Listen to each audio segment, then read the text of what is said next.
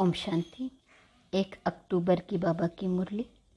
मीठे बच्चे, आपस में एक दो का रिगार्ड रखना है। अपने को मियाँ मिट्ठू नहीं समझना है। बुद्धि में रहे जो कर्म मैं करूँगा मुझे देखकर सब करेंगे। प्रश्न, कौन सी अवस्था जमाने के लिए बहुत बहुत मेहनत करनी है? उत्तर, गृहस्थ व्यवहार में रहते स्त्री पुरुष का भान समाप्त हो जाए, मनसा में भी संकल्प विकल्प न चले। हम आत्मा भाई भाई हैं, प्रजापिता ब्रह्मा के बच्चे भाई बहन हैं। यह अवस्था जमाने में टाइम लगता है। स्त्री पुरुष का भान समाप्त हो जाए, मनसा में भी संकल्प विकल्प न चले। हम आत्मा भाई भाई हैं, प्रजापिता ब्रह्मा के बच्चे भाई बहन हैं। यह अवस्था जमाने में टाइम लगता है। साथ में रहते विकारों की आग न लगे, क्रिमिनल असॉल्ट न हो, इसका अभ्यास करना है। माता पिता जो सर्व संबंधों की सैक्रिन है उसे याद करना है। 3 बातें ध्यान पर दी बाबा ने। साथ में रहते ध्यान रखना है विकारों की आग न लगे, विकारी भाव किसी के प्रति न हो, यह अभ्यास करना है। और माता पिता जो सर्व संबंधों की सैक्रिन है उसे याद करना है। गीत बदल जाए दुनिया न बदलेंगे हम। ओम शांति। यह बच्चों की गारंटी व प्रतिज्ञा है। प्रतिज्ञा कोई मुख से नहीं की जाती है। जब बच्चे बाप को पहचान लेते हैं तो प्रतिज्ञा हो ही जाती है। हर एक इंडिपेंडेंट पुरुषार्थ करता है पद पाने के लिए। स्कूल में सब इंडिपेंडेंट पुरुषार्थ करते हैं कि हम उच्च पद पाएं। यहाँ आत्मा पढ़ती है और परमात्मा पढ़ाने के लिए जीवात्मा बनते हैं और इनमें प्रवेश कर ब्रह्मा को और ब्रह्मा मुख वंशावली को पढ़ाते हैं। स्वयं ब्रह्मा को मुख वंशावली नहीं कहेंगे। ब्राह्मण ब्रह्मा मुख वंशावली है। ब्रह्मा शिव की मुख वंशावली नहीं है। शिव बाबा तो आकर इनमें प्रवेश कर अपना बनाते हैं। यह भी क्रिएशन है। पहले ब्रह्मा को रचते, विष्णु को नहीं। गाया भी जाता है ब्रह्मा विष्णु और शंकर। विष्णु शंकर और ब्रह्मा नहीं कहा जाता है। पहले ब्रह्मा को रचते हैं। ब्रह्मा का ऑक्यूपेशन अलग है। यह हर एक बात समझने की है। इनको त्वमेव माता च पिता त्वमेव कहा जाता है। तो वह निराकार है ना, तो साकार में माता पिता चाहिए। तब पूछते हैं मम्मा को माँ है? कहेंगे हाँ, ब्रह्मा मम्मा की भी माँ है। ब्रह्मा की कोई माँ नहीं। यह ब्रह्मा माँ फीमेल न होने के कारण सरस्वती को मम्मा कहते हैं। बाप पढ़ाते हैं तो यह भी पढ़ते हैं। जैसे तुम स्टूडेंट हो वैसे यह भी स्टूडेंट है। शिव बाबा कोई स्टूडेंट नहीं है। तुम बच्चे ब्रह्मा का मर्तबा भी देख रहे हो कि यह सबसे जास्ती पढ़ता है। देखते हो यह बरोबर नज़दीक है। पहले किसके कान सुनते हैं? यह ब्रह्मा सबसे नज़दीक है। तो कहेंगे कि मम्मा बाबा जास्ती पढ़ते हैं। फिर नंबरवार सब बच्चे पढ़ते हैं। भले ही बाबा कहते हैं जगदीश बच्चा मम्मा बाबा से भी अच्छा समझाता है। बाबा की मुरली पढ़कर धारण कर फिर गीता मैगज़ीन आदि बनाते हैं, क्योंकि यह शास्त्र आदि पढ़ा हुआ है। अंग्रेजी में भी होशियार है। इसको कहा जाता है रिगार्ड। स्टूडेंट को 1-2 का रिगार्ड रखना है। बाबा भी रिगार्ड रखते हैं ना, तो फादर को फॉलो करना चाहिए। भले अभी 16 कला नहीं बने हैं, नंबरवार तो होते हैं ना। कोई ना कोई भूलें सबसे होती रहती हैं। इसलिए अपने को मियाँ मिट्ठू नहीं समझना है। जैसे कर्म बाप करते हैं अथवा मैं करूँगा, मुझे देख सब करेंगे। तो 1-2 का रिगार्ड रखना है। बाबा को भी रिगार्ड रखना पड़ता है। लोग कहते हैं कि स्त्री पुरुष को भाई बहन बनाते हैं, तो जो बुद्धिवान बच्चा होगा तो झट कहेगा कि परमात्मा के बच्चे तो सब हैं, तो भाई बहन ठहरे ना। प्रजापिता ब्रह्मा के बच्चे भाई बहन हुए ना, भाई बहन बनना अच्छा है ना। बाबा के बच्चे बनेंगे तो वर्षा ले सकेंगे, वर्षा मिलना है शिव बाबा से ब्रह्मा बाबा द्वारा। तो ब्रह्मा कुमार कुमारी बनना पड़े, फिर कभी भी विकार में जा नहीं सकते, नहीं तो क्रिमिनल असॉल्ट हो जाए। बाबा कितना अच्छी रीति समझाते हैं, पवित्र रहने की युक्तियाँ भी बताते हैं। स्त्री भी कहती हैं बाबा, पुरुष भी कहते हैं बाबा, तो स्त्री पुरुष का भान टूट जाएगा। यह भी कहते हैं कि आदम और बीबी द्वारा सृष्टि की स्थापना हुई, तो सब उनकी संतान ठहरे, भाई बहन ठहरे। कुमार कुमारी के लिए इतनी मेहनत नहीं है। जो सीढ़ी चढ़ गया है तो उनको उतरना पड़े, तो उतरने में मेहनत है। ऐसे नहीं दोनों को अलग अलग रहना है, सिर्फ कंपेनियन होकर रहो। सतयुग में कोई अपवित्र नहीं होते और वहाँ बच्चे का भी इंतज़ार नहीं होता है। यहाँ बच्चे का इंतज़ार करते हैं, वहाँ समय अनुसार आपे ही साक्षात्कार होता है। मनुष्य तो कहते यह कैसे हो सकता है, भला यहाँ के संपूर्ण विकारी कैसे समझे कि वहाँ निर्विकारी होते हैं। वहाँ देह अभिमान नहीं होता, यहाँ देह अभिमान रहता है। देह छोड़ने पर लोग कितना रोते हैं, वहाँ रोना होता नहीं। वहाँ समय पर साक्षात्कार होता है कि शरीर छोड़ जाकर प्रिंस बनना है। यहाँ भी तुम साक्षात्कार करते हो कि तुम भविष्य में जाकर महाराजा महारानी बनेंगे। श्री कृष्ण जैसा बालक गोद में देखते हो। साक्षात्कार से यह मालूम नहीं पड़ता कि सूर्यवंशी महाराजा महारानी बनेंगे या चंद्रवंशी, क्योंकि यह बिल्कुल नई बात है। इसलिए कहा जाता है कि पहले बाप को पहचानो। बाप कहते देखो मैं कितना लवली हूँ। बाप कहते हैं कि सभी संबंधों की सैक्रिन मैं हूँ। मैं कहता हूँ मुझे याद करो। कहते हैं त्वमेव माता च पिता त्वमेव। एक एक बात में निश्चय बिठाना चाहिए, परंतु कोई न कोई बात में संशय आ जाता है, फिर राजाई पद पा न सके। इसलिए बाप कहते हैं मन मना भव।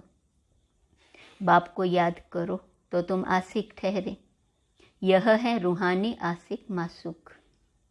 यह पक्का करना चाहिए कि हम आत्मा परमात्मा की आशिक हैं। श्री कृष्ण सबका मासूक हो न सके। श्री कृष्ण को सब नहीं याद करते हैं। यह बाप कहते हैं मन मना भव। अब मेरे पास आना है, नाटक पूरा होना है, घर जाना है, तो घर जरूर याद आएगा। हर एक बात की समझानी मुरली में मिलती रहती है। बच्चे मुरली नोट नहीं करते, फिर वही बातें बाबा से पूछते रहते हैं। मुख्य बात है आशिक और मासूक की। सभी भगत आशिक हैं क्योंकि परमात्मा को याद करते हैं। कहते मेरा तो एक दूसरा न कोई। तुम बच्चे इस समय सब नई नई बातें सुनते हो, परंतु सुनते सुनते माया थप्पड़ लगा देती है। रावण कम थोड़े ही हैं। बाप सर्वशक्तिवान है, माया भी सर्वशक्तिवान है। आधा कल्प माया का राज्य चलता है। अब बाप कहते हैं 5 विकारों का दान दे दो तो ग्रहण छूटे। फिर भी एकदम छूटता नहीं है। कई दान देकर फिर वापस ले लेते हैं। यह पैसों की बात नहीं, विकारों की बात है। साधु सन्यासी पैसे के लिए कहते हैं कि दान देकर वापस नहीं लेना चाहिए, क्योंकि इसमें उनकी कमाई है। कई मनुष्य फिर सन्यासियों के पास जाकर कहते हैं बच्चा चाहिए। कहेंगे हमारी आशीर्वाद से हो जाएगा। अगर बच्चा हो गया तो कहेंगे हमने दिया, मर गया तो कहेंगे भावी। अगर एक का कुछ काम हो गया तो बहुतों का विश्वास बैठ जाता है। ऐसे उन्हों की वृद्धि होती है। एक तरफ अपनी महिमा करते, दूसरे तरफ भावी कहते हैं। तुम इस समय अननोन वॉरियर्स हो।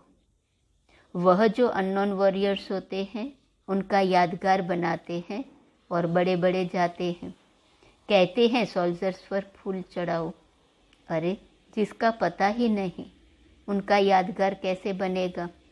अभी तुम अननोन हो, फिर तुम वेरी वेल नोन बनते हो, तुम्हारे मंदिर बनते हैं। अभी तुम गुप्त में ही रामराज्य स्थापन कर रहे हो। अच्छा, मीठे मीठे बच्चे, सिकीलदे बच्चे बने हो ना, 5000 वर्ष के बाद मिले हो। किसी का गुम हुआ बच्चा मिल जाए तो माँ बाप को कितनी खुशी होगी। बच्चा भी बाबा बाबा कहता रहेगा। तो अभी विनाश होता है और तुम गुम हो जाते हो, अर्थात बाप से बिछड़ जाते हो। फिर कल्प के बाद बाप से मिलते हो तो माँ बाप का कितना प्यार रहता है। आधा कल्प तुम सुख भोगते हो, फिर धीरे धीरे दुखी होते हो। सन्यासी कहते हैं न, सुख कागविष्टा समान है, वह भी विकार के लिए कहते हैं। गुरु नानक ने भी कहा है, मूत पलीती कपड़ धोए तो कौन धोएगा। वह एक परमात्मा ही है जिसको कहते ही हैं एको ओंकार। सिख लोग यह गाते रहते हैं। इस ज्ञान में तुम बच्चों की बुद्धि बड़ी सुरूढ़ अर्थात सयानी चाहिए, क्योंकि आत्मा को जगाना होता है तो आत्मा भी सुरूढ़ बनती है। कोई कोई तो बहुत अच्छे सुरूढ़ बुद्धि हो जाते हैं। माताएं कन्याएं बहुत अच्छी खड़ी हो जाती हैं। नहीं तो माताएं बैठ पति को समझाए, इसमें बड़ी हिम्मत और निर्भयता चाहिए। बाकी तो सब नरकवासी हैं, दुर्गति में हैं। वह तो भक्ति में खूब नाचते ताली बजाते रहते हैं, सदगति तो होती नहीं। तुम बच्चे सदगति में जाने के लिए बिल्कुल चुप रहते हो। नारद ने कहा, मैं लक्ष्मी को वरूं। वास्तव में लक्ष्मी को वरने के लिए तुम पुरुषार्थ कर रहे हो। भगत तो वर न सके। लक्ष्मी नारायण को कैसे राज्य मिला, कब मिला और वह अब कहाँ गए, यह सिर्फ तुम जानते हो। इसलिए तुम मंदिर में जाकर माथा नहीं टेकते हो। समझते हो कि हम ही लक्ष्मी नारायण बन रहे हैं। तुम्हारा माथा टेकना बंद हो गया है। वह कहते हैं ये नास्तिक हैं जो माथा नहीं टेकते। वास्तव में तुम ही आस्तिक हो, नंबरवार पुरुषार्थ अनुसार। वह तो नास्तिक हैं जो परमात्मा को नहीं जानते। अभी तुम धन के बने हो, फिर भी माया थप्पड़ लगा देती है तो आरफन निधन के बन पड़ते हैं। भले ही बूढ़े हैं परंतु माया उनको भी जवान बना देती है। माया के तूफान आते हैं। तुम्हें एक दो का हाथ पकड़कर सहयोगी बन इस नई यात्रा पर, बाप की श्रीमत पर चलते रहना है। सारा मदार है बुद्धि की यात्रा पर। अचल अडोल अंगद की तरह बनना है। अंत में वह अवस्था आनी है। अच्छा, मीठे मीठे सिकीलदे बच्चों प्रति माता पिता बाप दादा का याद प्यार और गुड मॉर्निंग। रूहानी बाप की रूहानी बच्चों को नमस्ते। रूहानी बच्चों की रूहानी बाप को नमस्ते नमस्ते नमस्ते। धारणा के लिए मुख्य सार, पहली पॉइंट, 1-2 का हाथ पकड़, सहयोगी बन, बाप की श्रीमत पर चलते रहना है। 1-2 का हाथ पकड़, सहयोगी बन, बाप की श्रीमत पर चलते रहना है। बाप जो सर्व संबंधों की सैक्रीन है, उसे बड़े प्यार से याद करना है। दूसरी पॉइंट, जैसे बाप हर बच्चे को रिगार्ड देते हैं ऐसे फॉलो करना है। अपने बड़ों को रिगार्ड जरूर देना है। जैसे बाप हर बच्चे को रिगार्ड देते हैं, ऐसे फॉलो करना है। अपने बड़ों को रिगार्ड जरूर देना है। वरदान। नथिंग न्यू के पाठ द्वारा विघ्नों को खेल समझकर पार करने वाले अनुभवी मूर्त भव। नथिंग न्यू के पाठ द्वारा विघ्नों को खेल समझकर पार करने वाले अनुभवी मूर्त भव। विघ्नों को देखकर घबराओ नहीं। मूर्ति बन रहे हो तो कुछ हथौड़े तो लगेंगे ही। हैमर अर्थात हथौड़े से ही तो ठोक ठोक कर ठीक करते हैं। तो जितना आगे बढ़ेंगे उतना तूफान ज़्यादा क्रॉस करने पड़ेंगे, लेकिन आपके लिए यह तूफान तोहफा है अनुभवी बनने के। इसलिए यह नहीं सोचो कि क्या सब विघ्नों के अनुभव मेरे पास ही आने हैं। नहीं, वेलकम करो, आओ। नथिंग न्यू का पाठ हो तो यह विघ्न खेल लगेंगे। स्लोगन। सत्यता की विशेषता हो तो आत्मा रूपी हीरे की चमक चारों ओर स्वतः फैलती है। सत्यता की विशेषता हो तो आत्मा रूपी हीरे की चमक चारों ओर स्वतः फैलती है। मातेश्वरी जी के अनमोल महावाक्य। अगर कोई यह प्रश्न पूछे कि यह जो अपने को इस संगम समय पर ईश्वरीय नॉलेज मिल रही है, वो फिर से अपने को सतयुग में मिलेंगी? अब इस पर समझाया जाता है कि सतयुग में तो हम स्वयं ज्ञान स्वरूप हैं, देवताई प्रालब्ध भोग रहे हैं। वहाँ ज्ञान की लेन देन नहीं चलती। अब ज्ञान की जरूरत है अज्ञानियों को, परंतु वहाँ तो सब ज्ञान स्वरूप हैं।